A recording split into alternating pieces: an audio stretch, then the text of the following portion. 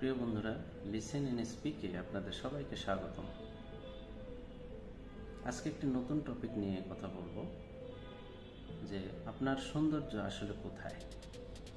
আপনি সুন্দর পোশাক পরলেন এবং পরিপাটি হয়ে ঘোরাফেরা করলেন, সেটাই কি আসলে আপনার আসল সৌন্দর্য?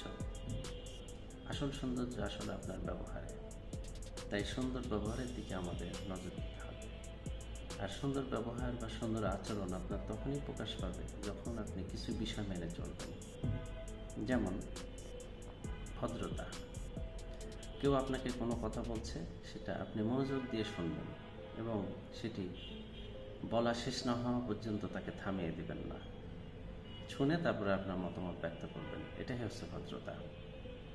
আরেকটা বিষয় বলা যেতে পারে, উচ্চ স্বরে কথা না বলা কারোর সাথে। কারোর সাথে কথা বলতে হলে অবশ্যই ব্যক্তিত্বের সহিত কথা বলা, উচ্চস্বরে কথা না বলা, সুন্দর হাসি মুখে কথা বলা। আরেকটি বিষয় আমরা মনে রাখতে পারি, যেমন ছোট হোক বড় হোক, কেউ যদি আপনার উপকার করে বা কোনো বিষয়ে সাহায্য করে, তাহলে অবশ্যই তাকে ধন্যবাদ বলা এবং আপনি যদি ছোট বড় কারো কাছে কোনো বিষয়ে ভুল করে থাকেন, অবশ্যই তাকে দুঃখিত বলা।